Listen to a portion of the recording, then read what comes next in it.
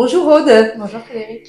Aujourd'hui, on a la chance d'être reçus dans ce superbe atelier dans lequel tu donnes vie à ces œuvres sculpturales qui sont monumentales. Je t'en félicite. Et merci à toi de nous consacrer ce temps de pause pour parler et découvrir ton univers, voilà, au sein de ton lieu de travail. Et de la Poterie Family où je donne des cours et voilà. où je suis accueillie. Eh bien, bienvenue. Voilà, merci. Il y a 2 ans de ça, tu nous as initiés à la technique du colombin, justement, dans ces cours chez Poterie Family.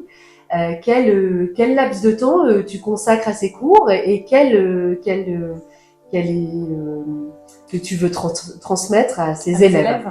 Alors, ça fait 4 ans que je donne des cours de modelage ici à la Poterie Family et c'est un cours hebdomadaire, donc il y a différents formats. Moi, je donne un cours, ça représente une demi-journée par semaine. Alors bien sûr, il y a un temps de préparation où je vais quand même réfléchir à des sujets à donner à les élèves, tester différentes terres. Donc forcément, je prévois des sujets et puis qui vont prendre parfois pas le temps d'un seul cours, mais qui vont s'étaler puisque ce sont des gens qui vont venir de façon hebdomadaire, de façon régulière. On va se revoir semaine après semaine, donc on peut se permettre de faire des sujets plus ou moins longs. On va dire que moi, ça représente une journée de travail dans ma semaine pour ces cours réguliers. Et puis j'ai aussi des cours ponctuels qui vont être des journées un petit peu de découverte de la terre, vraiment basées sur l'initiation, premier contact avec le grès ou l'argile. Et ça représente des formats de 3 heures ou 6 heures qui sont égrenés au fil de l'année. Donc voilà, donc tout ce volume-là, finalement, c'est pas tellement de temps dans ma pratique artistique, mais c'est une petite aération parce que ça me permet de ne pas être tout le temps dans la création, mais aussi d'être en contact en fait avec le public, avec des gens qui vont me nourrir aussi, parce que ça me permet d'avoir un échange avec eux. Et voilà, moi mon cours c'est vraiment donner les bases du modelage pour pouvoir après être autonome et pouvoir réfléchir à ses propres pièces. Et pour toi, quelles sont les qualités essentielles nécessaires à l'initiation de la poterie ou de la céramique? Je suis pas sûre qu'il y ait besoin d'une vraie qualité, même artistique ou pas. Ce qui est important, en fait, c'est d'avoir envie d'être en contact avec la terre, parce que c'est quand même une matière plastique, parfois un peu salissante, donc il faut accepter aussi d'être les mains dans la terre. Une fois qu'on a compris tous les états de la terre, je pense qu'on peut être très très vite autonome. Après, tout le monde n'avance pas à la même vitesse, c'est normal. Il y a des gens qui sont plus ou moins minutieux, mais vraiment, c'est accessible à tous. Et puis tout le monde arrive à trouver... Et tout le monde en modelage arrive à son plaisir. Bon. Voilà tes œuvres... Donc, les fameuses très grandes pièces, exactement. Bravo. Parce que c'est d'une finesse hallucinante, hein.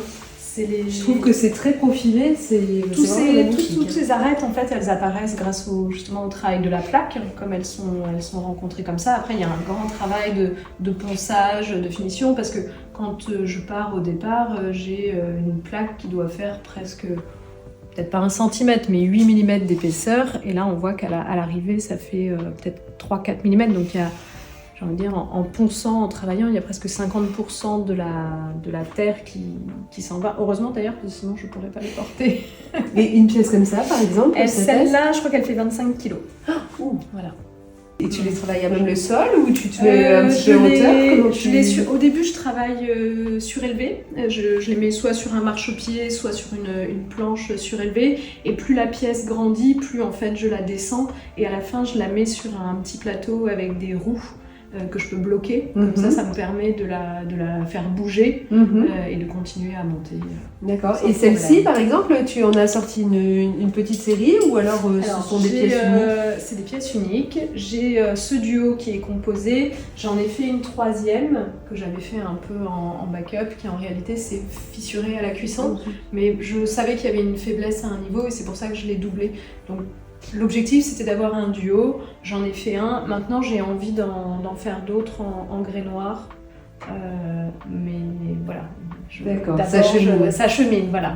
J'ai mon organisation, ça va finir par arriver. Et là, on peut percevoir vraiment... Oui, bien sûr. Bah là, c'est ce que je fais de façon depuis quelques années. Voilà, ça, c'est mon travail plus régulier, avec un petit travail parfois d'accumulation, où je vais travailler vraiment tout petit, où je vais en avoir plein. Et puis des formes, donc ce dont je parlais, qui sont un peu ces figures comme ça que je travaille, et puis qui ont fini aussi parfois par s'allonger, s'étirer, qui deviennent un peu comme des paysages intérieurs. Voilà, on est toujours sur la même thématique, mais ça va être plus des émotions que des êtres à part entière. Alors Aude, j'ai vu que tu exposais au Royaume-Uni, au Japon Et en Italie. Et en Italie. Jusqu'où iras-tu? Là, j'ai des pièces qui viennent de partir aux États-Unis, mais en fait, c'est mes pièces qui voyagent. C'est quand même l'exposition qui a eu lieu récemment à Londres. C'est dans le cadre d'un projet avec un designer qui s'appelle Alexandre Labruyère. On a conçu du mobilier ensemble, donc là aussi, c'est des choses de grand volume. Sinon, en fait, c'est quand même des galeries qui me représentent, qui vont faire voyager mes pièces. Je ne me déplace pas à chaque fois avec elles. En fait, je ne me rends pas compte de cette dimension internationale. Moi, je suis là dans mon atelier et j'ai pas forcément Tu n'en as pas conscience? Pas vraiment, non. Enfin, je le sais, mais voilà, je me dis pas, oh là là, elles sont... Par rapport à ton travail avec Alexandre Labruyère, est-ce que tu sais m'expliquer un petit peu le cheminement, comment c'est venu? Bien sûr. Alors ça fait, on va presque parler en années maintenant, je pense que ça fait plus de 2 ans, voire même, c'est notre 3e année, je pense qu'on est sur ce projet. On a commencé avec cette envie de travailler ensemble, où on a pris un peu le contre-pied de ce qui se fait habituellement, où là, ça va être plutôt le piétement qui est en bois, puisque lui travaille principalement le bois en tant que designer, et moi la céramique, le grès noir, sur les plateaux. Habituellement, on voit plutôt des plateaux en bois et des pieds en céramique. Là, on a un petit peu inversé l'idée.